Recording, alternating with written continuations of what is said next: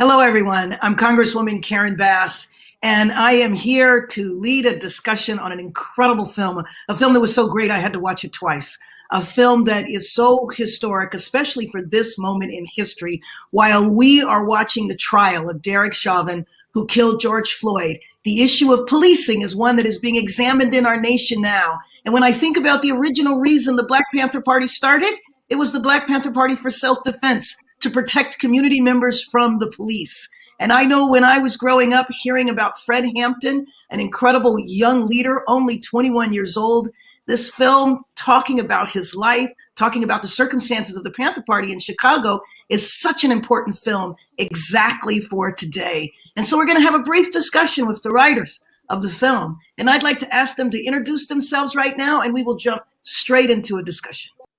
Hello, my name is Shaka King. I'm Keith Lucas.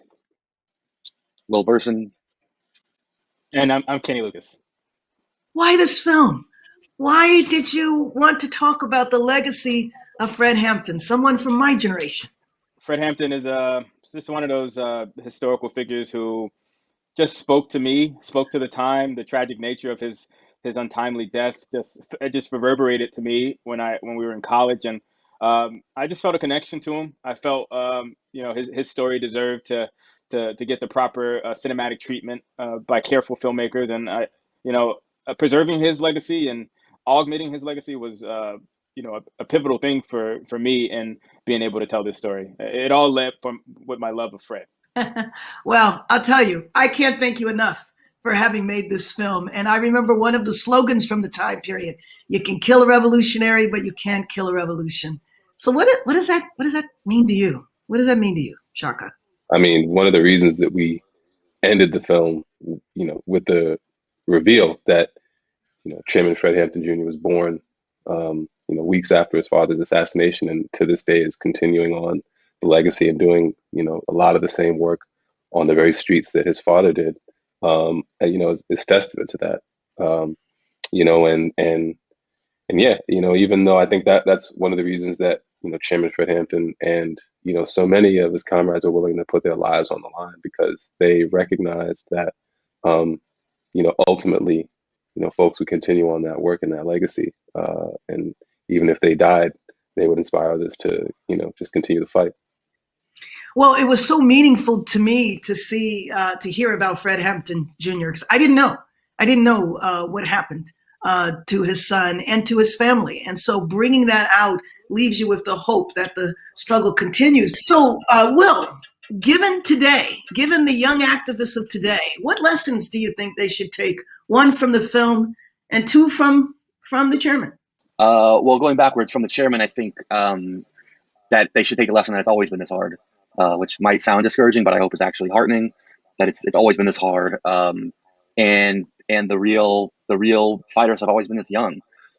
That these were all babies. They were late teens and early 20s. A lot of them dropped out of college to join the revolution full time. And I would hope that is incredibly inspiring by example, and the sacrifice and all that. And to take from the movie, hopefully I would say a yearning to be worthy of everything Fred and the rest of the Black Panther Party fought for, and to aspire to be as good as he was a human being, which is a tall task to be sure. But I would hope there's a little bit of he was a real guy. Let's try to be like that. And for me, he was older because I was a young teen. Right. To think about it now that he was 21 years old, but commanded that much power and that much respect. I appreciated also that the film showed the multiracial character, because I think the Black Panther Party is viewed as a black nationalist, hate white people party. And the film certainly shows that one of the chairman's incredible talents was he went and got everybody. Shaka, the scene where he walks into the white meeting, I don't know what to call it, it had Confederate flags. I mean, today I would call it white supremacist, but I don't think that it was. But so why that part? It was amazing that you got that part. Well, I mean, it was, in researching, his life and the work that the party did, and finding out that they partnered with the Young Patriots, whose symbol was a Confederate flag. It was just like, this is insane, first of all, that I can look at a photo of, these individuals, together, coalition building. But also, this is something that people will never believe. And, they'll watch the movie and say, yeah, no way, they made this up. And then they'll go and they'll look back and they'll be as amazed as we are. And so, A, because it happened was the reason we put it there. And B, the reason it impressed us was because it's so radical. It's such a radical idea. And you did allude to the fact that, Young Patriots weren't, a racist organization. They were a political organization who, were fighting for the rights of Appalachian migrants in, Chicago. But at the same time, there were members of that organization that were incredibly racist. And, the fact that Chairman Fred and the Illinois chapter were able to get them to go as far as to change that symbol after, some time of working together, and abandon that symbol is, I think, just a testament to the power that, he and they had. Many people say, first of all, that the Panthers organized the first Rainbow Coalition. And the way they brought together, the young lords, the young patriots, they brought everybody together. And a lot of people say about Martin Luther King and Fred Hampton, when they reached the point where they were doing multiracial organizing, when Martin Luther King reached the point where he was talking about economic oppression, that was when their lives ended. And did you guys raise that? Keith, what were you thinking about when you guys wanted to draw out that part of the film? Fred was way more explicit than Dr. King. So he became a threat very early on in his life. I feel like he started getting targeted at the age of 14.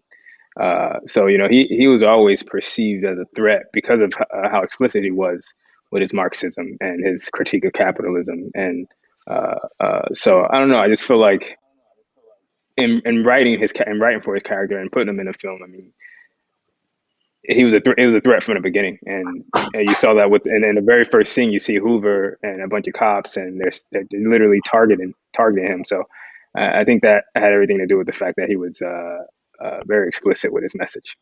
And one of the things that I appreciated about the film also is that you see Hoover basically ordering the assassination of somebody, and these were things that we lived through, but no one believed. So you couldn't go to the press and say the police are trying to kill me. And here we are in the midst of this trial right now, where, as far as I'm concerned, the primary defense is scary Black people. And certainly the image of the Panther Party was that as well. Kenneth, how did you guys deal with that image? I think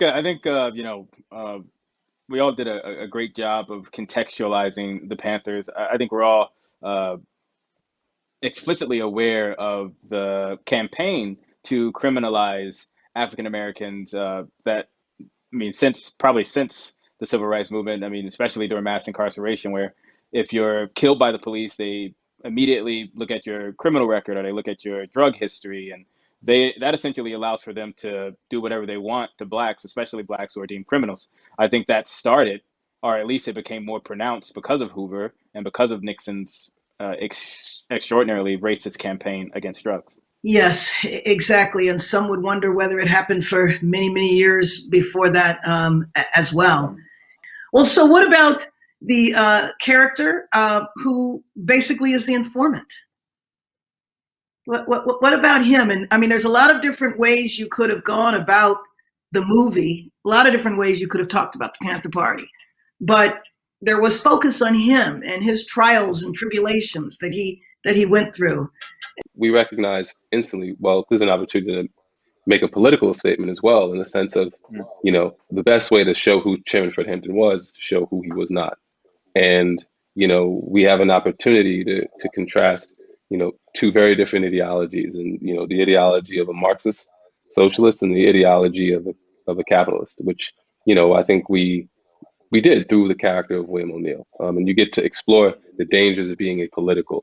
You get to impart, I don't want to call them lessons, but just certainly I think our opinions of, the dangers of being apolitical and really prioritizing self-interest and adopting the ethos that this country puts forth, by and large.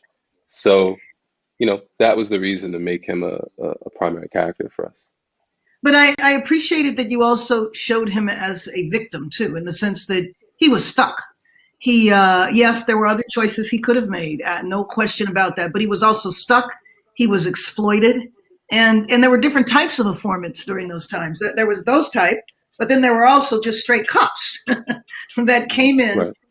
and that was their job, especially young rookie cops. They would take the young cops because they hadn't been known on the street, and have them go in and be informants. So I appreciated the way you humanized him as well, because even at the end, when he's meeting with them, and basically they give him a business, that's what he gets, out of selling everybody out.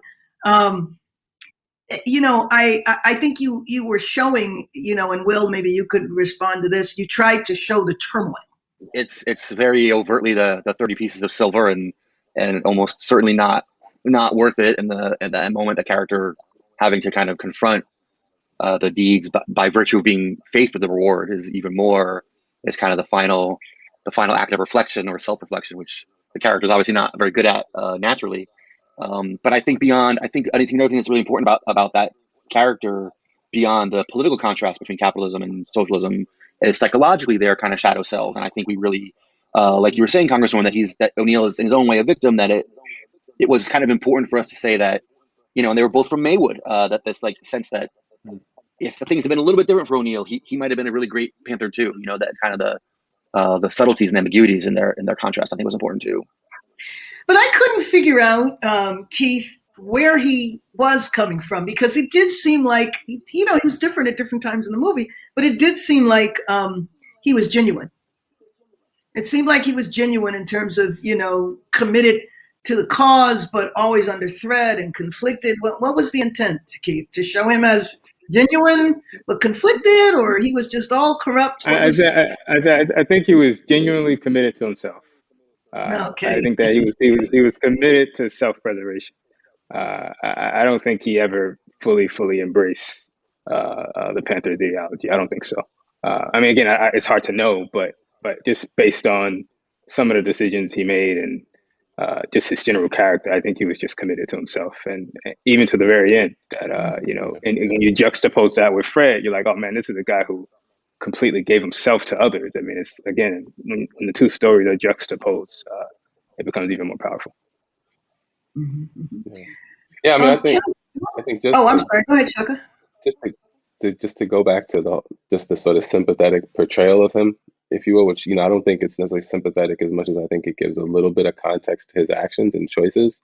But I think ultimately, yes, he was a victim, but I think his victimhood started way earlier than when the FBI, he fell into their trap. I think his victimhood started when, he was born poor and Black and told to want all these things that were completely out of his reach, outside of probably illegal means, and they dangle that in front of us all the time, and it's really hard to resist. And we are faced with decisions like the ones he had to make on a smaller scale every single day. And a lot of times we think we make the choice that Chairman Fred would have made, but we make the choice that William O'Neill would have made. And so the whole reason to show him that way is so that you see yourself in him. What was not in the film? What would you have wanted? What more would you have wanted to do? If we'd had another hour, I think I would have loved to include the role of State's Attorney Edwin Hanrahan and Mayor Daley, and really delve a little bit into Right. the conspiracy behind the assassination, which is very convoluted and ultimately doesn't make a lot of sense. But it would have been nice to explore that, and it would have also been nice to elevate some of the other Illinois chapter members, like Doc Satchel and Wanda Ross and Shay Brooks. Well, I can't thank you enough for the film. I really can't. It's very personal and meaningful to me, because it was a very formidable part of my life, and I remember it very, very well. So thank you. Thank you for telling the story. Thank you. Thank you. Nice talking to you. Nice talking to you all. Take care.